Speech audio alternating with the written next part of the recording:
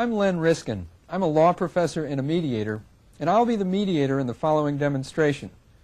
But before we start the demonstration, I'd like to give you a little background. Mediation is an informal process in which the parties to a dispute or their representatives seek to negotiate a solution to their problem with the help of an impartial third party. Unlike a judge or an arbitrator, the mediator has no authority to impose a solution. Instead, the mediator facilitates and structures the communication between the parties. The process usually results in an agreement. Americans are long familiar with mediation's use in labor and international disputes, but since the early 1980s, there has been a vast increase in the scope and volume of mediation in other areas, such as divorce and child custody matters, environmental and other public disputes, insurance claims, and in a variety of business and corporate matters. Mediation is sponsored by trial and appellate courts and by for-profit and not-for-profit organizations. Mediators themselves come from a wide variety of backgrounds. There are many different approaches to mediation. The approach used depends on many factors, including the nature of the dispute, the relationships among the parties, the personalities of the parties and of the mediator, and the degree of crisis. But in virtually all mediations, there are 5 tasks that must be accomplished. The parties must first agree to mediate. Second, the parties and the mediator must come to understand the problems that brought them into the mediation and the problems they will face in working together. Third, they must generate options aimed at resolving the problems. Fourth, they must reach an agreement. And fifth, they must implement the agreement. In this videotape, I mediate between a commercial landlord and a tenant as they work to resolve a dispute concerning their lease. Although lawyers are present in many mediations, in this mediation the parties are not accompanied by lawyers. In the first segment, we deal with the task of agreeing to mediate. Well, good morning. My name is Len Riskin. Hi, I'm Anne LaRue. Anne? I'm Frank Lawrence. Len. Frank, nice to meet both of you. Did you have any trouble finding the office? No problem. Good. Have either of you been involved before in a mediation? No, I haven't. Why don't I tell you a little bit about it? Well, before you do, let me tell you that I talked to my lawyer about this deal, and I've got a pretty good idea of what my legal rights are. And I don't want you deciding this case in a way that's going to give up some valuable rights I've got under this lease. I'm glad you raised that, Frank. It leads me into some things I wanted to explain about mediation. The main thing being that this is going to be an informal process in which we'll discuss the problem that you're having. And my job is not to decide the case. That an arbitrator would do that or a judge would do that. My job is to try to help the two of you work out your own resolution. So you don't actually make a decision yourself here? That's right. Oh. That's right. It's your case. It is a problem that the two of you will most likely be able to work out. My job is to help you. Okay? And I should add that I'm not here as a lawyer. While I may be able to help you identify some legal issues, I am in fact a lawyer, but my job here today is to be a mediator. And so I won't be telling you about what your legal rights are. I won't be telling you about what's likely to happen in court. On the other hand, you should appreciate that we have a lot more flexibility here than a judge would have in court. A judge is very limited in terms of what he or she can order, whereas here we can work something out that will make sense for the two of you. Okay? Sure. Because I'm a mediator, in this case, I would not be able to represent either one of you in any case as a lawyer, in any case related to this in any way. Now, why don't I say something about the process that will follow, which is that I'll ask each of you to make a presentation of your view of what happened here and to say something about what you would like to happen. I'll ask Frank to go first because Frank initiated the mediation proceeding, and then I'll ask Anne to go second. And while the other person is talking, if you have something that you just have to say, please write it down on the paper I put in front of you. I'd like you each to have uninterrupted time to get out your story so that all three of us can understand how each of you sees the case. And finally, I should say that these proceedings are confidential. They're confidential in the sense that there's a statute in this state. There's a law to the effect that if the two of you should wind up in court over this matter, that neither of you can introduce any statements that were made by the other party or were made by me in this proceeding. And the law also provides that if the two of you sign an agreement to mediate, then you can't compel me to testify in court and reveal any information in connection with this proceeding. And that's why, in order to protect the confidentiality of a mediation, I always ask the parties to sign an agreement to mediate. I sent to both of you a copy last week of that agreement. Did you have a chance to look at it? Yeah, it looked fine to me. Any problem? No, I just have one question. I haven't talked to an attorney. Now, I didn't realize I needed to. I mean, should I have talked to one before I came in? Not necessarily. I would encourage you to have a lawyer talk to you about this matter at some point. You might decide, actually in the middle of this mediation, that you need legal advice, or if we reach an agreement, you might want to have it reviewed by a lawyer before you sign it. So it doesn't have to be binding as of today. I don't have to be stuck with, I mean, I can have somebody look at it before it... Sure. We could reach an agreement in principle, and you could consult with an attorney afterwards before you sign it, before it becomes final. Before I obtained the parties' signatures on the agreement to mediate, I told them that later I might decide to meet with each of them privately in what is known as a caucus. I explained that anything they told me in the caucus would be confidential unless they gave me permission to reveal it to the other person. In dealing with the task of agreeing to mediate, I had 5 objectives. The first was to educate the parties about the mediation process. They had to understand the mediator's role and how the process would work, including the steps in the process, its confidential nature, and the role of law and lawyers. Second, I had to set the tone for the ensuing discussions and respond to questions and concerns. Third, I wanted them to begin to develop trust in my competence and impartiality. Fourth, as mediator, I had to begin making judgments about whether this case and these parties were suitable for mediation. This is a complicated judgment which might be made in pre-mediation discussions or even later in the mediation. Finally, all 3 of us had to make a commitment to enter the mediation process. The next segment deals with task number 2, understanding the problems. I began by asking each of the parties to explain how they saw the situation. Why don't we start then with Frank? Frank, why don't you start in the beginning? Tell us what happened, how you see this, and what you'd like to happen. Okay, well, it's really a pretty simple case.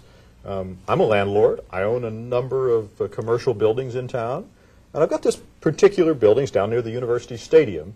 It's been used for a lot of different things, basically commercial use. And it's been vacant for a while. I wanted to rent it. Anne approached me, and she said she's going to start this Red Devil restaurant. You know, they're a big franchise outfit, and I figured, well, that's a pretty good deal. We talk about the rent. She needs some things fixed up in the building to meet the special needs of that particular company, and so I make some improvements. We signed the lease. In fact, I got the lease right here, and her signature's on it. You won't have any trouble seeing that. And she agrees to pay me a certain amount of rent. And everybody seems happy. She orders her equipment. I think she's about ready to open for business. And then, well, I guess, maybe a month ago, she contacts me and she says, well, the deal is off. And I can't believe this. I mean, she signed a lease. She's not going to go through with it? Well, I'm a little perturbed, to put it mildly. So I sent her a letter. And I said, Anne, you got to perform the lease. I listed in the letter what she owes me. And basically, that's what I wanted to do. I wanted to do what she agreed to do. I wanted to fulfill her obligation. And how much was it that you asked for in the letter? Well, look, you got How much 5... was it that you asked for? Okay, so... All right, I'll tell you what it was. I'd like Frank to set out his version of what happened. Right, Let's well, hear I'll tell you how what Frank it was. sees it. Look, she got 5 years of rent. She agreed to pay me $1,000 a month plus 3% of gross sales in the restaurant. So you add that up over 5 years, figure a reasonable amount of gross sales, add in the amount I spent fixing up the place, it comes to more than $80,000. So he writes me a letter for $80,000. Yes, that's so exactly the letter right. said you owe me $80,000? That's what she owes me. That's what it says. Her signature's on the lease. And you sent this letter about how long ago? What, 10 days, 2 weeks ago, something like that? Did you say you spent money to improve the premises? Yeah, they wanted to put a sign on the roof, so I had to reinforce the roof, had to change the windows in the front a little. They've got a certain kind of architectural style that they like to have in their restaurants. They, meaning the Red Devil Dog? Yeah, the franchise people. So I spent, I'd say $2,500. 25, I see. And the 80,000, well, you've explained how you calculated that. So you sent a letter to Ann saying you owe me $80,000 if you're not going to perform this lease. Well, no, that's performance. I mean, that's what she agreed to do. I understand what you're saying. And has there been any further communication No, between I the haven't two heard of you? anything further from her. This was a couple of weeks ago. Yeah. And how would what would you like to happen here? I'd like to have her do what she promised to do in the lease. I'd like to have her, I mean, she's welcome to the space. She signed a lease. She's entitled to it. And she's obligated to pay me the rent. It's just that simple in my book. Okay. Anything else that you'd like to say, Frank? No, that's it. And how do you see this? Well, I mean, essentially I did enter into a lease with him. But I entered into a lease to open a Red Devil Dog restaurant that's in the lease. The franchise, the corporation went bankrupt. I had no control over that. The lease was to have a Red Devil Dog restaurant. I can't perform on that because come on, I Ann. can't It's not my fault. The The lease place was for Red Frank, Devil let's Dog. let Ann finish. And I can't do it now because Red Devil Dog went under. That wasn't my fault. There was nothing I could do about that. So I can't perform for that simple reason. Look, I don't care if it says Red Devil Dog at the top. She's entitled to have the space for a restaurant, and she's obligated to pay me the rent. I thought it was my turn. It is. Frank, please. Well, at any rate, I can't do Red Devil Dog because they went under. And that's what I entered into the lease to do, was to run a Red Devil Dog restaurant. And without that franchise, I don't have anything left. I can't really run any kind of restaurant, I wouldn't think. The fix-ups. Okay, so he spent $2,500 getting it into suitable shape for anybody to move into practically. Reinforced the roof some. Like he said, made some changes. None of those are going to injure whoever else moves in there. It wasn't anything he had to, it wasn't any special deal. Yeah, but they weren't that necessary. I made them for your Well, it was in crummy shape. Well, let's... A reinforced roof isn't going to hurt anybody. Go ahead, Ann. Well, and then I bought equipment. I bought some grills and different things I'd need for cooking the food and countertops and booths and things like that. I spent about $9,000 of my own money. And I had those brought in, and he's got them in there, and he's changed the locks, so I can't get to them. If I don't return those within 2 weeks, I'm going to lose probably about half the money on them. Now, wait a minute. This thing about changing the locks, she makes it sound like I'm some kind of bad guy. Well, you changed the locks. Of course and I it's changed my equipment that I paid for with my money. All right, but I don't want somebody breaking in there, stealing the stuff. If The they old take your locks stuff, worked I'll just be... fine. The old locks were just fine. Yeah, okay, but what do I know? You'll go in and remove the stuff, and then I've got nothing. Well, I gather what the issue is who has control over this equipment. Isn't that what you're talking about? You want the equipment back? I want the equipment back because I'm going to lose a lot of money on it if I don't resell it back to him, if I don't return it, rather. Well, I'm just trying to protect in the myself. next 2 weeks. So you have to return it within 2 weeks, or I you lose. won't. Then I have to sell it on the used equipment market, and evidently you don't get much for your equipment, even if it's brand new. It's still in the boxes. It's never been used, but I'll lose like maybe even 50% on it. So it's important to you to get the equipment back quickly. Yeah, because that's money one of your is major goals. Very tight. Okay, go ahead. What else is going on? Well, I paid a $2,000 deposit, which wasn't even asked for in the lease. I did it just as a showing of good faith on my part because I had no idea that the corporation was going to go under. I didn't enter into this just on a la-di-da whim. I'd really been wanting to do this, and I was very honest in my intentions to do it. So I went ahead and I gave him a $2,000 deposit, and I'd like that back. What she really wants to do is to walk away from this deal. Did you notice that? Just give me back my equipment, give me back my $2,000. Bye-bye, Mr. Landlord. That's her story. You're right. And what have you lost out on? That place has been empty forever. I had no idea that the corporation was going to go bankrupt. We agreed that I would have a lease. I had a lease to perform to have a Red Devil Dog restaurant. Hold everything. Hold everything. It's not my fault. Sounds like what we're talking about is that you're both interested in ending the relationship, and that Anne really wants her equipment back quickly, and Frank wants some money. Well, you know, what I really wanted was her to go ahead with the lease. If she can't do it, she's caused me some significant harm. I've got a vacant building. I've got a bunch of improvements that nobody else cares about one way or the other. I mean, maybe we could arrive at some settlement, but it's got to give me something to compensate me for having to go out and find a new tenant. I mean, the place was vacant 6 months before Ann rented it. It could be vacant another 6 months or another year. I mean, tenants that need this particular space are not that common. How do I know how long it's going to sit there, generating zero? Before I came along, you didn't have anything anyway. That's right, but you signed the deal. Well, it sounds like you're both in a difficult spot, and what I'd like to do is meet privately with each of you and talk a little further, and then we can all meet together. If that's okay with both of you, I'd like to meet first with Anne. Yeah, all right. The parties and the mediator must come to understand two sets of problems. The first set of problems are the external circumstances and events that brought the parties into the mediation. Here we learned about the lease and what prompted Anne to terminate it.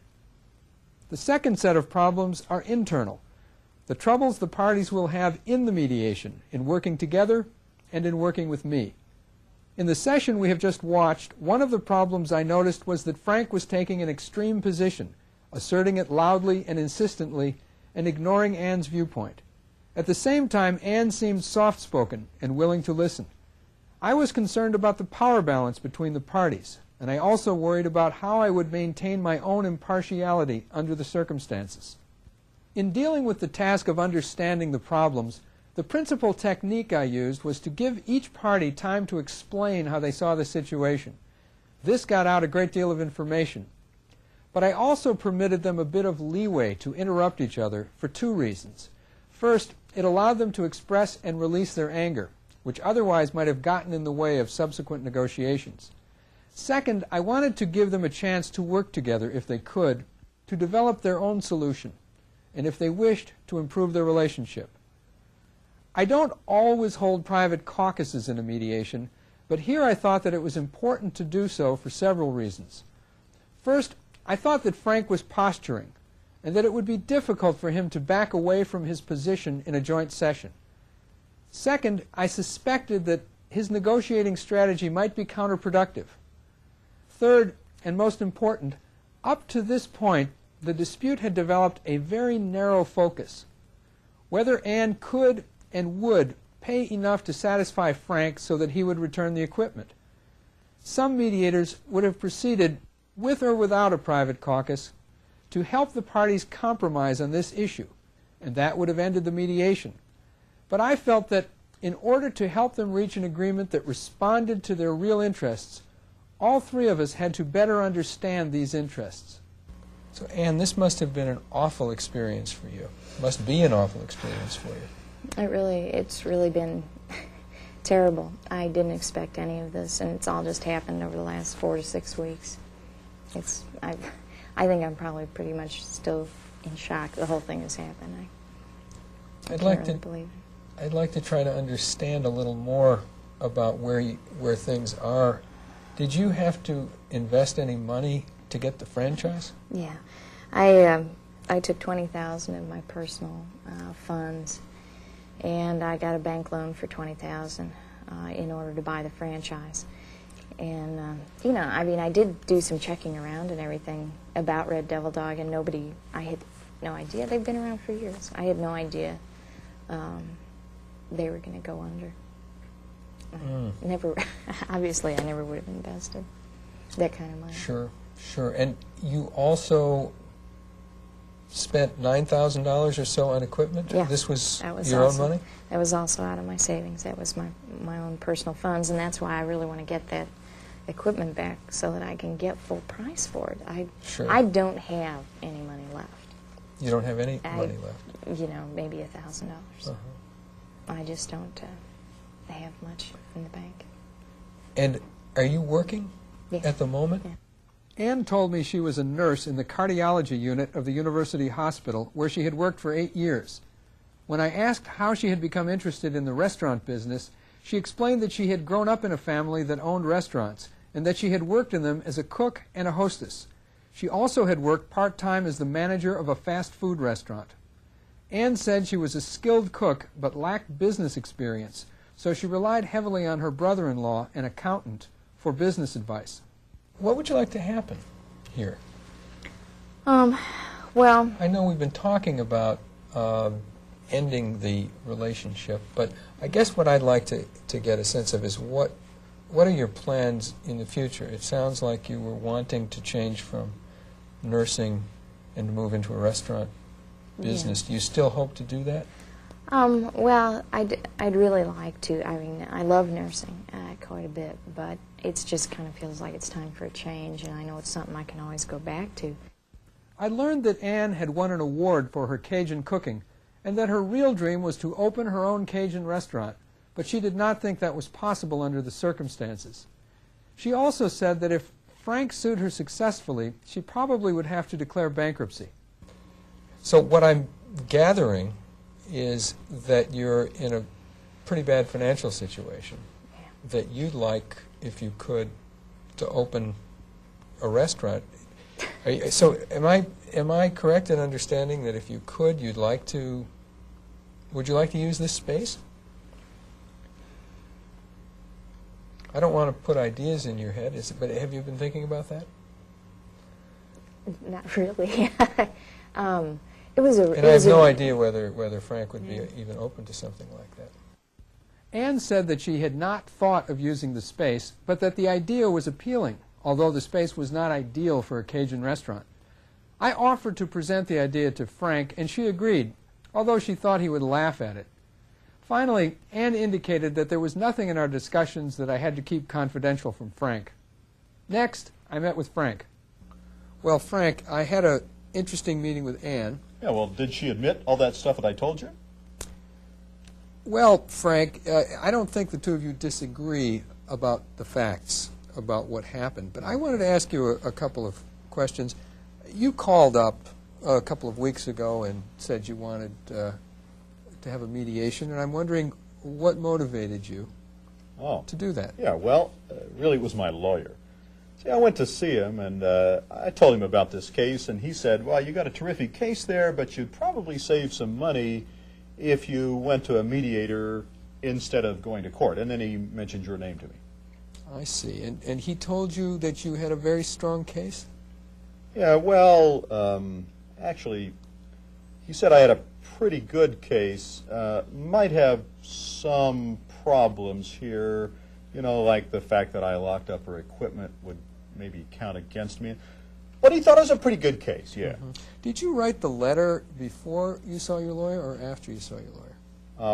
I wrote it after, but the lawyer didn't help me write it. I just figured, well, you know, if you're going to take a stance, let's take a strong stance, a sort of a negotiating posture or whatever you call that. I see. And I gather you've been in business for a while, and that's one of your strategies, to come on pretty strong when you're negotiating? Well, yeah, I don't let people walk all over me. In other words, I figure you let people know what you want them to do. You don't always get 100% of what you ask for, but why not ask? Sure, sure, I understand that. Yeah. Do you have any sense of how that affects Anne? Huh, I hadn't thought about that. Actually, I guess she probably doesn't relate very well to people like that. I have that feeling also. So you might think about that when we get back together.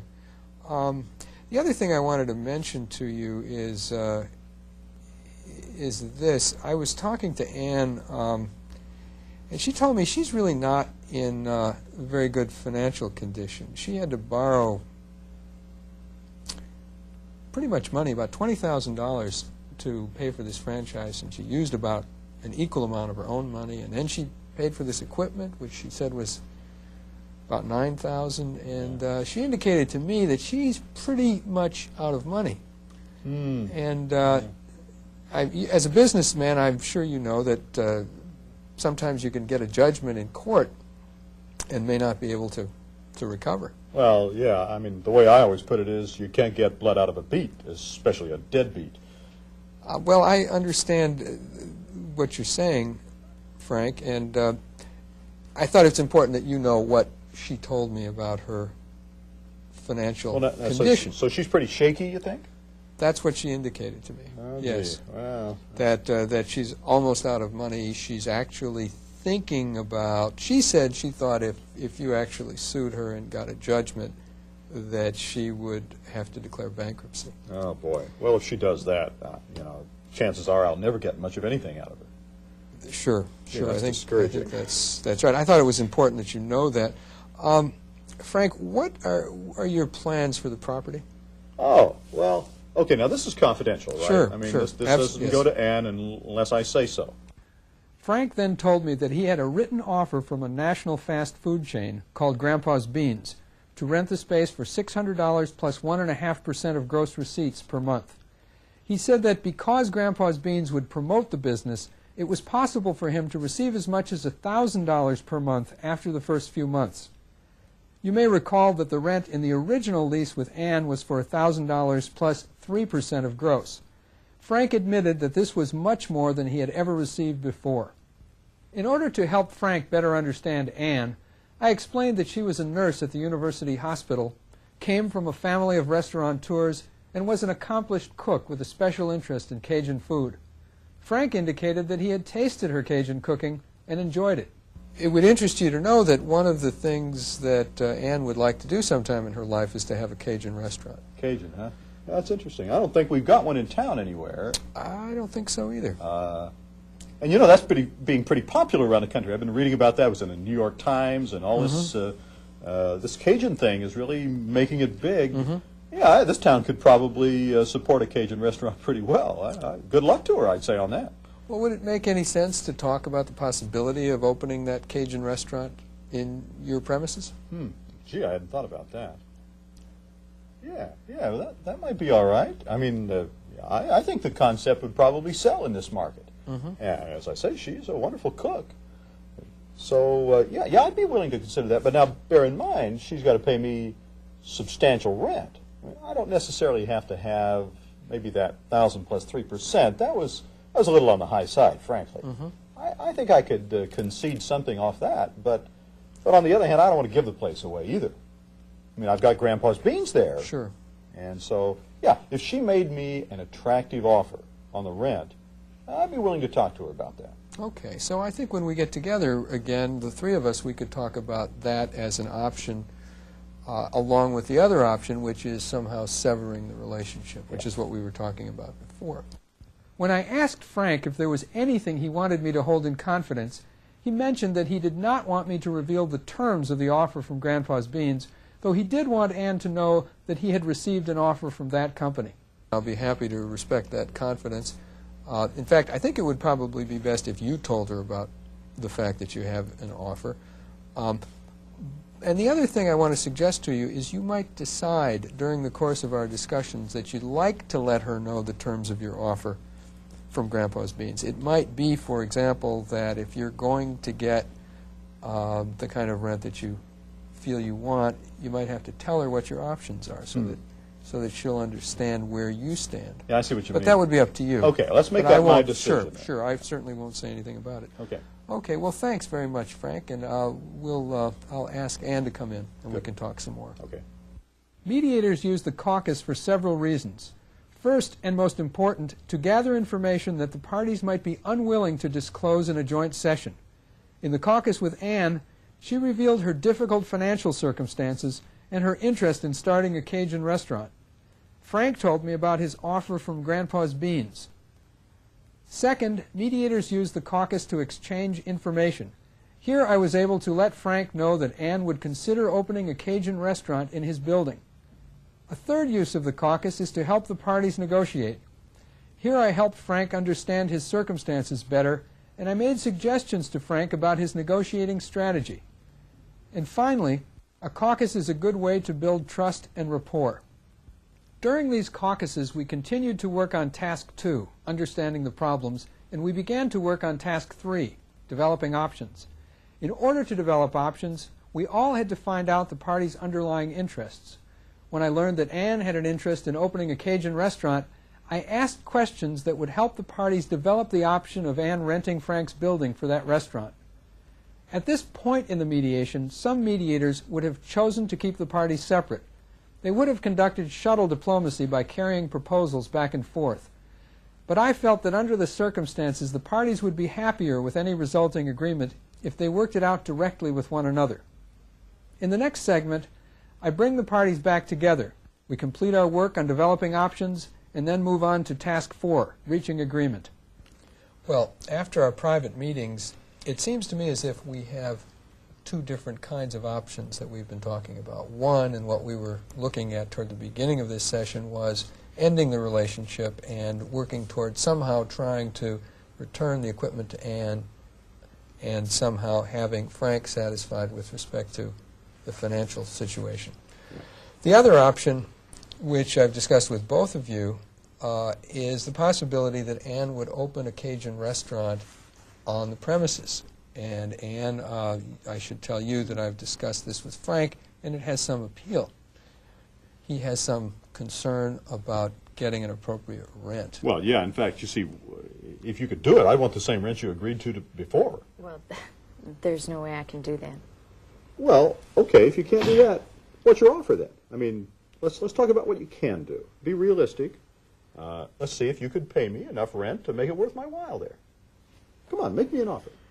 Well, I'm a little hesitant at this point because I'm afraid that whatever I say, you're going to, you know, just discount or... Oh, come on, I mean, this is you business. go to such extremes with things. Well, I gotta have something to work with. Come on, give me a figure. Well, let's hold up a second. And what kind of information do you think you'd need before you'd be in a position to talk about rent? I don't really know.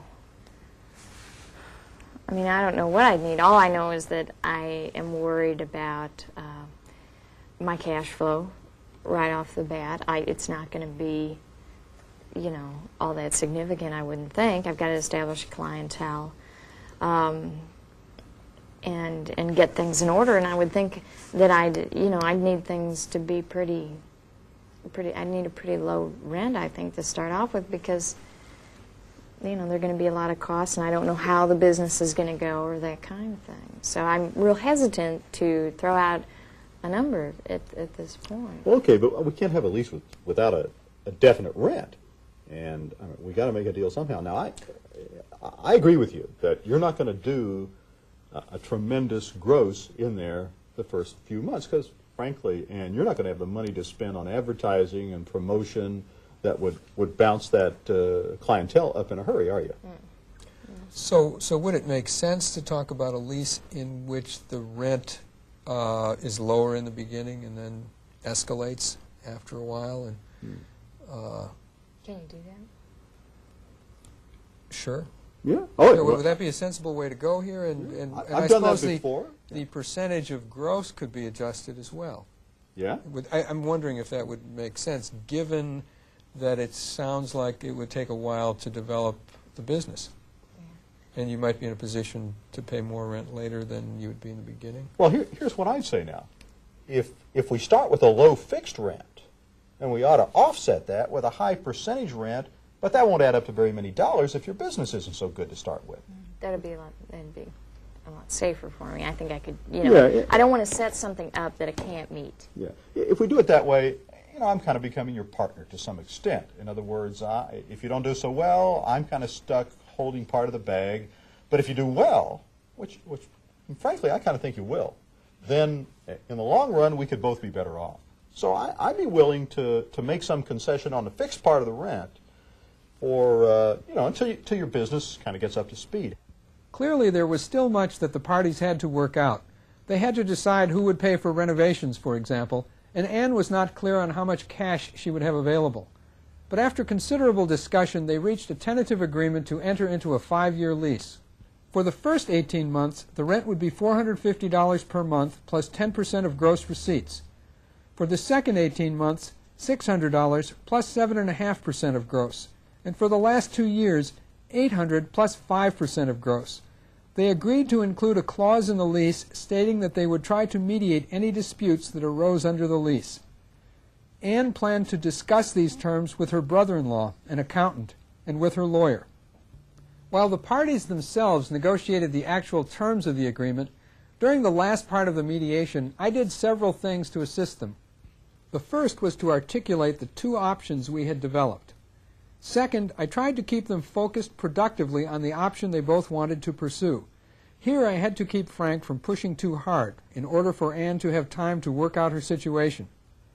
Third, I suggested a concept that would help meet their unique needs, a fixed rent that started low and would escalate, and a percentage of gross that started high and would decline. Fourth, I encouraged them to reach a tentative agreement that would be subject to ratification or further negotiations after Anne consulted with her accountant and lawyer. After the parties reach an agreement, the final task is to implement it. This consists of reducing the agreement to written form and carrying it out.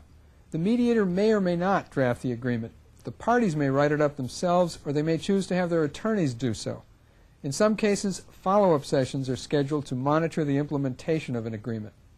In this case, the parties agreed that Anne's lawyer would prepare the first draft of the lease and that Anne would send it to Frank.